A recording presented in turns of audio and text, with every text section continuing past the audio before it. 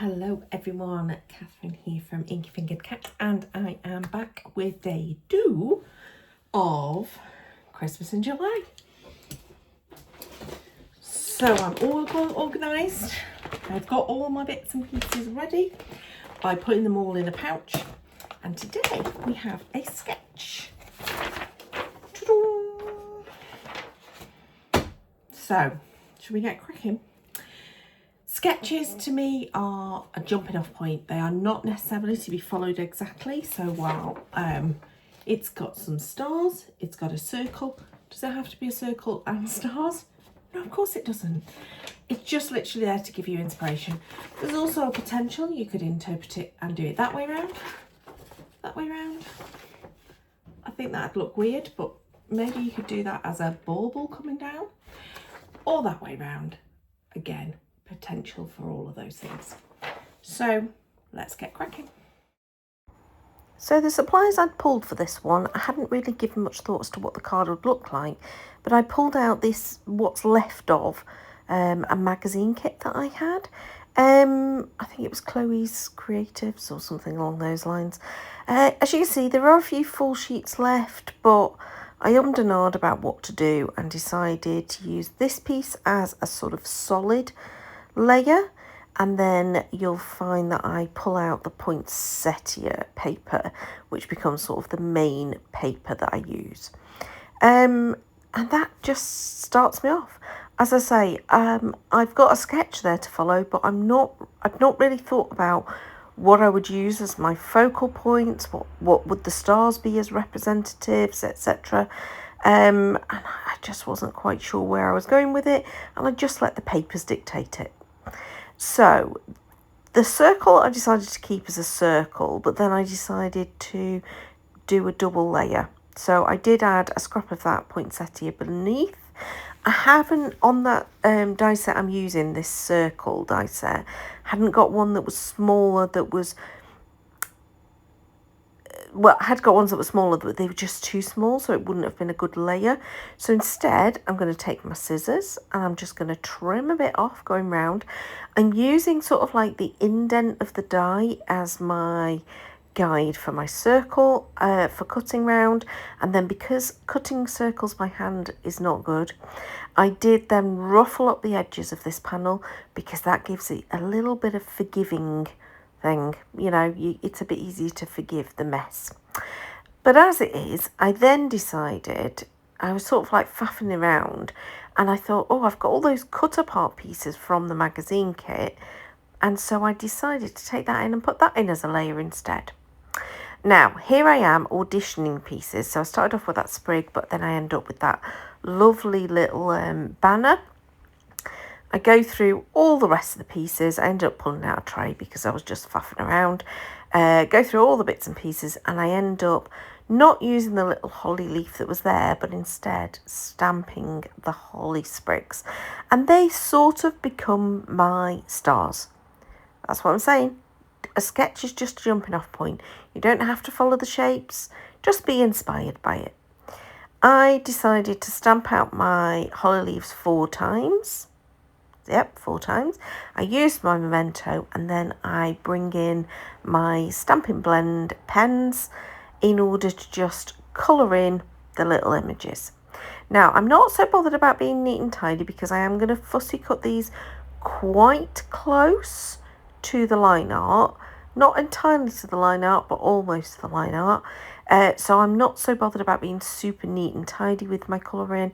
I don't mind that I'm going to go over, for example, those stems that are a single line on the line art. Obviously going over them with my alcohol marker does mean that they're not going to stay in the line because there isn't a into the line. Did any of that make sense? It did in my head, but hopefully it made sense to you. So I chose 2 different colours of the green for my Stampin' Blends, and for the darker colour, which is this Mossy Meadow, I'm just literally going in over some of the lines in the centre of the leaves. Just gives it a little bit of blended look, but I'm not going to any great detail. And then I'm using a dark cherry cobbler just for the berries. Now I actually only use one of these completely for the outside of the card. I then use one completely on the inside of the card, and then I cut the other two apart to just use part of them, because it is quite a fiddly cut, this one, with those tiny berries and those very thin stem lines. It's not the easiest things to fussy cut, and also I wanted one piece to be bigger to kind of represent the bigger star, and then just a single leaf is what I use for this one, but I use the sort of the slightly thinner one, if that makes sense, for this one, and I take that to be the bottom star. I'm just going to tuck that underneath the banner sentiment. And then this one, I did start cutting it out where the berries were, but I decided to change my mind and just go for a leaf. You'll see here I sort of fiddle around and then I go, do you know what? No, I'm just going to cut it off and just do the leaf. And at first I was just going to do one leaf, and then I thought, no, I'm going to do the same with a second leaf. And so that's another one of those stamped images. Okay, I am still trying, this is card number 2, to tidy up as I go along, and not create too much of a mess. So you'll see when I've done that fussy cutting, I have swept everything off the desk into my hand and I'm popping it in the bin. Now, I didn't mount this completely straight, so I'm just using the edge of the trimmer to just trim down that panel a little bit more. And I decided to create a card blank. I'd actually got half a sheet of A4 left over from the previous day, and I am just using that to create my card blank in a standard way of folding it. So it does end up being a top fold card because it's landscape, if that makes sense. I don't normally do top folding cards when I'm doing landscape. I normally do side folds, but yeah, that's what I ended up with. Now I'm creating the panel for the inside. I'm using a layer of that red pattern paper that is mainly a solid. It reads very much as a solid, and that's going to go on the inside of my card. I do adjust it over to the left hand side a bit because I know I'm going to use something on the right hand side that's a focal image, so I think, well, it's fine to do that. So here I am just layering up these circle pieces, and I'm sticking them flat onto the card blank. No dimension to this bit at this card at this point. The only dimension is going to come when I add in the banner sentiment. So I'm sticking my little leaves down, and now here we go. I'm doing my banner, and I decided I'm going to raise it up, which means it needs a little bit more sturdy cardstock, remembering that these are just pattern paper. Now normally when I do magazine kits like this and they've got these sorts of pieces, I normally mount them on cardstock before I cut them out, but for some reason I hadn't done, and I'd done the fussy cutting ages ago, put all the pieces in a pouch so that they were ready to use, but forgot that actually some of them will need that cardstock underneath. So I am gluing that down to a piece of white cardstock, and then I am going to use my little foam adhesive tabs, and I'm going to put them all the way along. I'm giving quite a few foam adhesive tabs here because of the fact that I knew it still wasn't super sturdy. Now I picked up some twine that was on the desk. This has come from a Hey Little Magpie embellishment kit, and it's just a piece of like kind of waxed thread almost. And I've tied a double bow, and I'm just going to pop that so it's in the middle of those holly leaves, and just adds a little bit of a different texture. And then just adding my little last bit of holly leaf towards the left hand side. And now this is going to go straight onto the front of my card blank.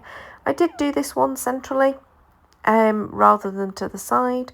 And now I'm just going to do something for the inside. I'm going to take a bit of that pattern paper. I'm sticking it down to that scrap cardstock with Pritt Stick. I do make a bit of a mess of the desk and get Pritt Stick all over it, so I do have a bit of a clean up session again. And then I'm going to fussy cutty out. Fussy cutty? That's a different way of saying it. Fussy cut the poinsettia out, and that is going to be part of my inside. But I decided I was also going to add another one of those holly leaf sprigs. So quite a bit of fussy cutting in this particular video, isn't there? I added These leaves, again, cut them out. But this time I decided I was going to just layer it up with the flower so that they sort of overlap each other. You'll see in a minute when it comes up to that bit of the video. But yeah, I don't often do this much fussy cutting on a card. It took me about 40 minutes in total to make the card. To be honest, that included a little bit of thinking time because I really wasn't sure what I was doing. And on that one, you'll see I just added a little bit of red line tape. But I've got it so that the holly berries just slightly overlap the poinsettia, but are equally behind it. And I kind of kept my sketch fairly true. You can definitely see the circle element, you can see the 3 focal points of the holly leaves, and you can see the bit going off to the right is the banner. So I'm quite happy with this. It was nice to use old paper.